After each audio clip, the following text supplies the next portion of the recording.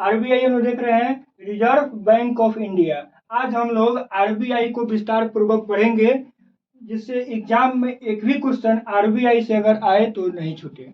RBI ये भी चर्चा का विषय बना हुआ है, क्योंकि उन्होंने 2000 रुपये के नोट को वापस लेने का फैसला किया है। देखते हैं RBI. RBI reserve bank of India, जिसे भारत का सेंट्रल बैंक कहा जाता है, जिसे भारत का सेंट्रल बैंक कहा जाता है। बात अब एक इसमें जानने वाली बात यह है कि इस आरबीआई की स्थापना कब हुई। तो आरबीआई की स्थापना 1 अप्रैल 1935 को हुई। 1 अप्रैल 1935 को आरबीआई की स्थापना हुई। और ये स्थापना किस आयोग, किस समिति के सिफारिश पे हुई? तो जॉन हिल्टन आयोग, जॉन हिल्टन आयोग के सिफारिश पर हुई। जॉन हिल्टन यंग कमीशन के आधार पर, कमेटी के सुझाव पर इस आरबीआई की स्थापना हुई 1 अप्रैल 1935 को। फिर हम लोग देखते हैं कि आरबीआई एक्ट के माध्यम से यह संस्था भारत में आया। किस अधिनियम के तहत आया? तो आरबीआई एक्ट के तहत आया। आरबीआई एक्ट 1934 अधिनियम के तहत, 1 अप्रैल 1935 को आरबीआई की स्थापना हुई जॉन हिल्टन यंग कमीशन के रिपोर्ट के आधार पर। फिर हम लोग आगे बढ़ते हैं कि जब इसकी स्थापना हुई 1935 में, तो उस समय इसका हेड क्वार्टर कहाँ रखा गया? तो कोलकाता में रखा गया। फिर 2 साल बाद कोलकाता से इसको मुंबई शिफ्ट किया गया। कब? तो 1937 को। उस समय मुंबई का नाम बम्बई कहा जाता था। 1937 में बम्बई इसके हेड क्वार्टर को ले गया गया। और कोलकाता 1935 में सबसे पहला हेडक्वार्टर कोलकाता में रखा गया, क्योंकि कोलकाता उस समय व्यापार का अड्डा था। किनका? तो अंग्रेजों का। और जीडीपी के मामले में देखते हैं कि सबसे संपन्न प्रांत कौन है? तो बंगाल है, और बंगाल का कोलकाता। फिर आगे बढ़ते हैं हम लोग। अब एक नया प्रश्न यहाँ से बनता है कि 1 जनवरी 1949 को आरबीआई का राष्ट्रीयकरण किया गया। फिर अगला प्रश्न बनता है, इसका सिंबल या लोगो क्या है? इसका सिंबल या लोगो ताड़ का वृक्ष और बंगाल टाइगर है। बंगाल टाइगर कैसा होता है? तो व्हाइट कलर का उस पे ब्लैक कलर का छीट होता है। और बंगाल टाइगर के साथ क्या है? तो एक ताड़ का वृक्ष है, जिसका सिंबल या लोगो है। फिर हम लोग देखते हैं कि इस आरबीआई संस्था में 4 डिप्टी गवर्नर होते हैं। 4 डिप्टी गवर्नर होते हैं और एक गवर्नर होता है। 4 डिप्टी गवर्नर और एक गवर्नर होता है। ये भी एग्जाम के दृष्टिकोण से महत्वपूर्ण प्रश्न है। फिर हम लोग देखते हैं कि इसका कार्यकाल 3 वर्षों का होता है। इसका कार्यकाल 3 वर्षों का होता है। फिर देखिए आरबीआई का अकाउंटिंग ईयर क्या है? आरबीआई का अकाउंटिंग ईयर, लेखा वर्ष, आरबीआई का लेखा वर्ष होता है 1 जुलाई से 30 जून। 1 जुलाई से 30 जून। फिर हम लोग देखते हैं कि फाइनेंशियल ईयर क्या है? वित्त वर्ष किसे कहते हैं? तो वित्त वर्ष होता है 1 अप्रैल से 31 मार्च। 1 अप्रैल से 31 मार्च क्या है? तो फाइनेंशियल ईयर कहते हैं। और आरबीआई का अकाउंटिंग ईयर क्या है, लेखा वर्ष क्या है? तो 1 जुलाई से 30 जून। तो ये दोनों फैक्ट महत्वपूर्ण है, दोनों में अंतर रखेंगे। यह फाइनेंशियल ईयर की बात की जा रही है और यहाँ पे अकाउंटिंग ईयर की बात की जा रही है। फिर नेक्स्ट हम लोग बढ़ते हैं कि 1 रुपए के नोट पर, 1 रुपए के नोट पर वित्त सचिव का सिग्नेचर होता है। 1 रुपया के नोट पर वित्त सचिव का सिग्नेचर होता है, जबकि बाकी नोट पर आरबीआई के गवर्नर का सिग्नेचर होता है। 1 रुपया के नोट पे भारत सचिव का सिग्नेचर होगा, वित्त सचिव का सिग्नेचर होगा, जबकि बाकी नोट पे, रेस्ट नोट पे किसका सिग्नेचर होता है? तो गवर्नर का, आरबीआई के गवर्नर का सिग्नेचर होता है। यहाँ में क्वेश्चन बनता है 10 रुपए के नोट पे किसका सिग्नेचर होगा? तो आरबीआई के गवर्नर का। क्योंकि 1 रुपया के नोट पे किसका सिग्नेचर होगा? तो वित्त सचिव का। आगे बढ़ते हैं। सिक्कों की ढलाई का काम कौन करता है? तो वित्त मंत्रालय करता है। सिक्कों को जारी करने का काम कौन करता है? तो वित्त मंत्रालय। क्योंकि नोट को जारी करने का काम कौन करता है? 1 रुपया के नोट को छोड़कर बाकी सभी नोटों को जारी करने का काम करता है आरबीआई। फिर हम लोग आगे बढ़ते हैं। अब देखिए यहाँ पे लिखा गया है कि नोट कौन जारी करेगा? तो आरबीआई। और फिर आरबीआई जो नोट जारी करती है, तो नोट का प्रिंटिंग प्रेस, जहाँ पे नोट छपते हैं, वो 4 जगह है। कौन कौन है? तो यहाँ पे देखिए, एक इसको महाजादू बनाया गया है। याद करने का आसान तरीका ढूंढा गया है कि 4 संस्था है, 4 जगहों पर इसकी छपाई होती है। क्या है, याद रखेंगे, मशहूर होने के लिए सालों साल समय देना पड़ता है। मशहूर होने के लिए सालों साल समय देना पड़ता है। ज्यादा तड़कता भड़कता भी नहीं है और आसान से साधारण बात है भाई कि मशहूर होने के लिए क्या करना पड़ेगा आपको, सालों साल समय देना पड़ेगा। जैसे मशहूर से क्या हो गया, मैसूर। मैसूर कहाँ पड़ता है, कर्नाटक राज्य में। यहाँ पर प्रिंटिंग प्रेस होता है, नोट की छपाई होती है। फिर देखिए सालों साल, मशहूर हो गया, और सालों साल का मतलब है सालबोनी। सालबोनी पश्चिम बंगाल का एक जगह है जहाँ पे प्रिंटिंग प्रेस है किसका, तो नोट छपाई का। फिर हम लोग देखते हैं देसे, देवास, मध्य प्रदेश का देवास में प्रिंटिंग प्रेस में नोट छपाई किया जाता है। फिर नासे, नासिक महाराष्ट्र में पड़ता है। और ये 4 जगह है, मैसूर, सालबोनी, देवास, नासिक, जहाँ पे नोट की छपाई की जाती है। याद रखेंगे 4 जगह। कैसे याद रखेंगे, मशहूर होने के लिए सालों साल समय देना पड़ता है। अब हम लोग आगे बढ़ते हैं, ये सब एग्जाम में अब हम क्या देख रहे हैं कि गवर्नर, गवर्नर से संबंधित कुछ बात देखते हैं। आरबीआई के गवर्नर, तो सबसे पहला आरबीआई के गवर्नर कौन है, तो सर ओसबॉर्न है। कौन है, सर ओसबॉर्न। ये अंग्रेज अधिकारी हैं और अंग्रेज है, तो कहा जाता है कि सबसे पहला अंग्रेज गवर्नर जनरल, सबसे पहला गवर्नर जनरल नहीं, सॉरी, यहाँ पे हम क्या देखेंगे कि आरबीआई का गवर्नर।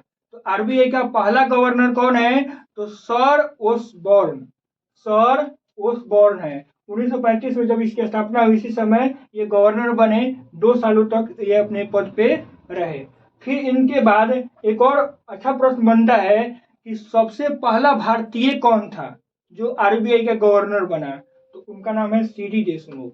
ये पहले भारतीय गवर्नर है आरबीआई के। कौन, तो सीडी देशमुख। फिर हम लोग आगे बढ़ते हैं, इसमें देख लेंगे कि 1943 से लेकर 1949 तक ये आरबीआई के गवर्नर रहे हैं।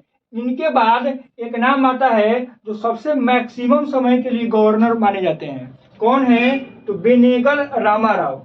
बेनेगल रामाराव ये सबसे अधिक समय तक, लगभग 7 सालों तक ये गवर्नर के पद पे रहे हैं। तो पूछता एग्जाम में कि आरबीआई का कौन ऐसा पर्सन है जो सबसे लंबे टर्म तक, सबसे लंबे अवधि तक आरबीआई का गवर्नर रहा है, तो कौन, तो बेनेगल रामाराव। और सबसे कम दिन के लिए कौन रहा है, तो उसका हम लोग याद रखेंगे अमिताभ घोष। अमिताभ घोष मात्र 20 दिनों के लिए बने थे, मिनिमम है। और मैक्सिमम की बात की जाए तो बेनेगल रामाराव। और देख चुके हैं कि पहला अंग्रेज और पहला आरबीआई गवर्नर कौन है, तो सर ओसबॉर्न है, 1935 से 37। फिर हम देख रहे हैं कि भारतीय में कौन सबसे पहले गवर्नर बना, आरबीआई को बनाया गया, आरबीआई के गवर्नर बनाया गया, तो वह है सीडी देशमुख। सीडी देशमुख 43 से 49। अब एक और प्रश्न यहाँ से बन सकता है कि जब आरबीआई की स्थापना हुई तो उस समय भारत का गवर्नर जनरल कौन था। भारत का गवर्नर जनरल कौन था, तो Lord Willingdon. Lord Willingdon RBI की स्थापना के समय भारत के गवर्नर जनरल थे।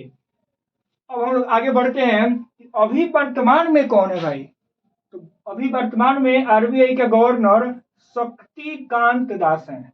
शक्तिकांत दास हैं जो 25वीं गवर्नर हैं, अभी जो प्रेजेंट में है।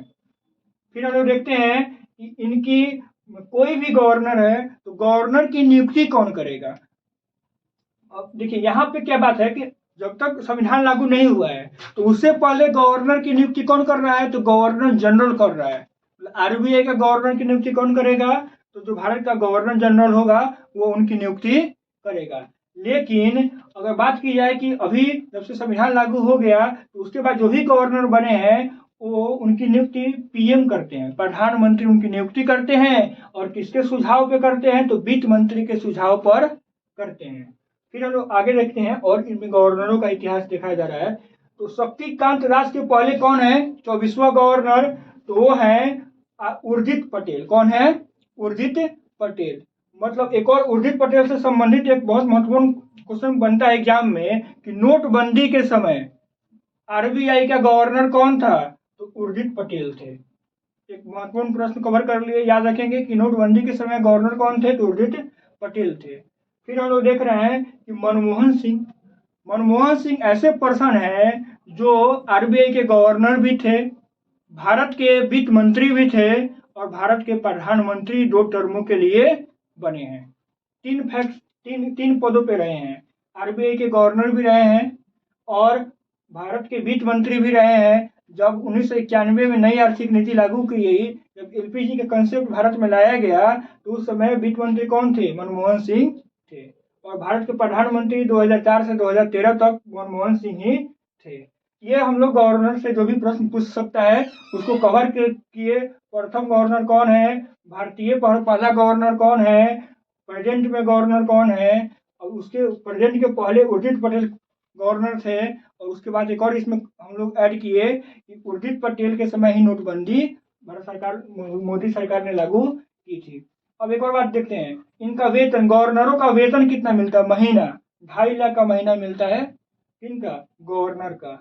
ये हुआ। एक और यहाँ पे फैक्ट देखेंगे हम लोग कि रुपया का सिंबल इस तरीके से आर रॉ लिख कर काटा गया। ये रुपया का सिंबल इस तरीके का कौन दिया है? तो उदय कुमार। रुपया का सिंबल ये जो दिया जाता है, हम लोग सिक्कों पे देखते हैं, उसका देने वाले कौन है? तो उदय कुमार। ये याद रखेंगे, उदय कुमार ने रुपया का सिंबल दिया है, कुछ बनता है। एक और बात जानिए कि आरटीजीएस नाम हम लोग सुनते हैं, इसके संदर्भ में, इसके बारे में इकोनॉमिक्स का जब हम लोग एपिसोड लेके आएंगे तो उस पर डिटेल्स चर्चा की जाएगी। यहाँ पे समझिए आरटीजीएस का मतलब क्या होता है? Real time gross settlement.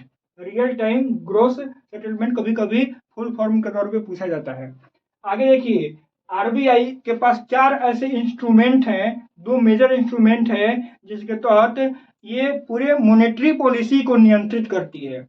Monetary policy का मतलब होता है मौद्रिक नीति। मौद्रिक नीति के तहत पूरे इकोनॉमिक्स को, पूरे अर्थशास्त्र को ये नियंत्रित करती है। किस तरीके से करती है? तो देखिए, इसके पास कौन से 2 प्रमुख हैं और 2 माइनर हैं। 2 मेजर इसके इंस्ट्रूमेंट हैं। आसान भाषा में समझिए तो इसके पास 4 ऐसे हथियार हैं जिसके तहत ये मॉनेटरी पॉलिसी को नियंत्रित करती है। पहला है रेपो रेट, दूसरा है रिवर्स रेपो रेट, और एक होता है CRR, और एक होता है SLR। ये 4 मेजर इंस्ट्रूमेंट हैं जिसके तहत आरबीआई पूरे इकोनॉमिक्स को कंट्रोल करती है, यानी मॉनेटरी पॉलिसी बनाती है। अब इसके बारे में हम लोग reverse repo rate, CRR, SLR के बारे में हम लोग नेक्स्ट वीडियो में इसको हम लोग समझेंगे विस्तार पूर्वक आसान भाषा में कि क्या किस तरीके से आरबीआई इस रेपो रेट, रिवर्स रेपो के तहत ये इसको मॉनेटरी पॉलिसी को कंट्रोल करती है, और वहां पर हम लोग देखेंगे। एक लास्ट बात यहाँ पर हम लोग देख के इसको वीडियो को खत्म करेंगे कि किस नोट पे किसका चित्र देखने को मिलता है।